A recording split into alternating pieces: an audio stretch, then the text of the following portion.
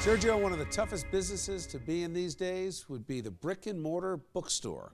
You found one that is struggling to stay alive. What do you got?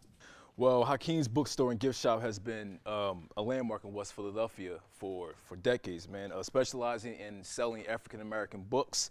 Yvonne Blake's father, DeWard Hakim, started the business in 1959. He became interested in African-American history after reading 2 books by J.A. Rogers. Now, when he passed in 1997, he left the bookstore to Yvonne and her sisters. Recently, the bookstore started to fill the vicious cycle of, every struggling small business, even cutting their business hours and days from 6 days a week down to 2 days a week. We were under the impression people had stopped reading books. We have found out since the articles that have been written that people are very much interested in brick and mortar stores and purchasing books.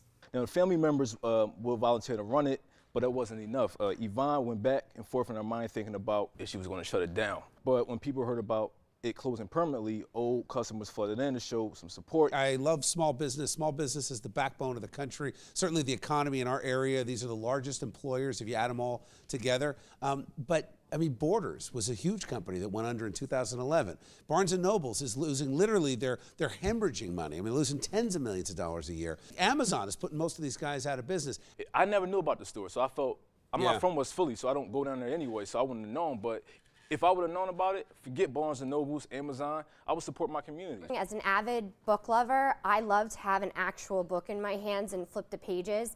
But now that I have an iPad, it's just so much easier to download the book. I've got like 14 books on my iPad. It's the sign of the times, and they are changing. And unfortunately, bookstores are just not able to keep up. What about the family? Because the one thing you don't get if you're on a major company, you're doing it online, you download it to the Kindle, you don't get the characters that run these places. She's an older lady, so obviously she got to step her personal game up and understanding what's going on now and not try to bring in what worked then to what's, Well, maybe this can help because part of the problem with small businesses is just getting noticed.